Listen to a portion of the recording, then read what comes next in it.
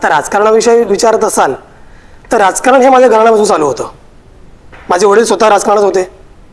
पण राजकारण म्हणजे कसं, ते आत्ता पद्धतीने चाललेलं असलेलं राजकारण नव्हे, तर गरिबांसाठी काय करता येईल याचा विचार करणारे ते राजकारण होतं. थोडक्यात समाजसेवासुद्धा आपण म्हणू शकतो. मला आजही खूप चांगल्या पद्धतीने आठवतं आहे की माझे वडील मला सांगायचे, तुला राजा व्हायचं आहे, तू राजा हो, पण तो जनतेचा हो.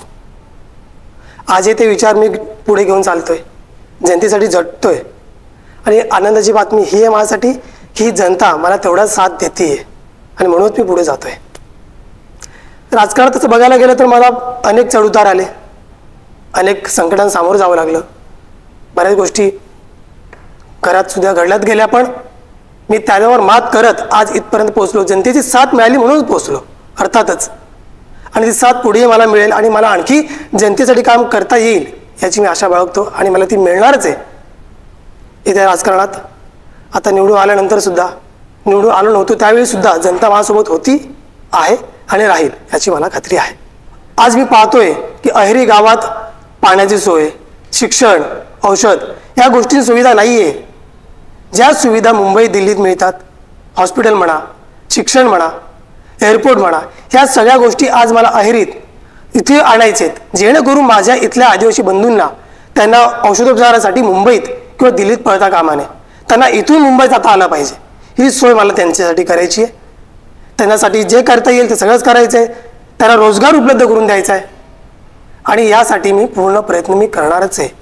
माझे आदिवासी बंधू पुढे गेले पाहिजे, सुशिक्षित झाले पाहिजे, हाच माझ्यात तो काय ध्यास. आणि त्यांच्या जमिनी ते तो कसेल त्याची जमीन हे आपण आधी म्हटलेलंच आहे, ऐकलेलंच आहे.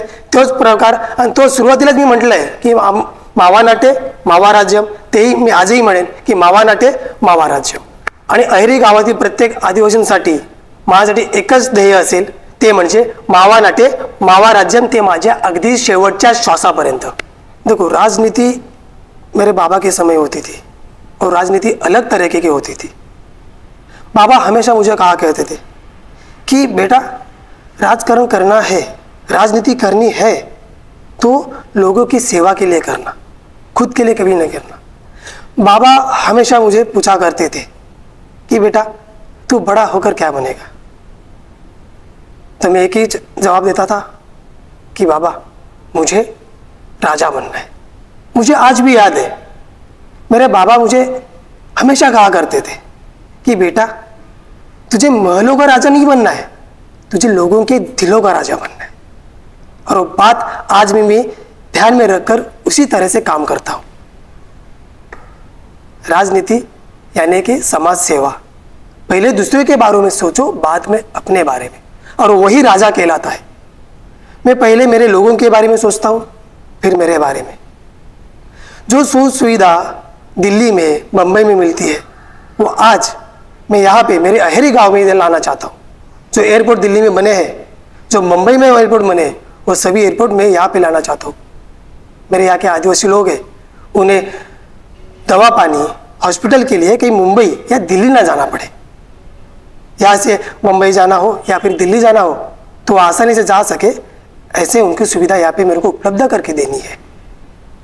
और जो नारे में शुरुआत में दिया था वही नारे में आज भी दूंगा कि मावा नाटे मावा राज्य, मतलब मेरी ज़मीन मेरा हक, और यही मेरा श्वास है, यही मेरा ध्यास है. राजकारण म्हणजे राजकारणाचं काम काय मुळात, हे गटारं बनवणं, रस्ते बांधणं म्हणजे राजकारण नव्हे, म्हणजे विकास नव्हे. खरं राजकारण म्हणजे आपल्या जनतेला शिक्षण देणं, त्यांना त्यांच्या पायावरती उभं करणं, त्यांच्या हाताला रोजगार मिळवून देणं, त्यांना स्वावलंबी बनवणं, हे काय राजकारणाचं काम आहे. आणि हे जेव्हा घडेल त्यावेळेला आपला देश हा बराबर पुढे वाढत जाईल, सक्षम होईल, स्वतः पायावरती उभा राहील. हे राजकारणाचं काम आहे. मंत्री झाल्यावर बरीच मंडळी मला येऊन भेटतात की बाबा मोठमोठे हॉस्पिटल बांधूयात, बाबा इमारती बांधूयात, बाबा कॉलेजेस बांधूयात. पण हे मला करायचं नाही आहे.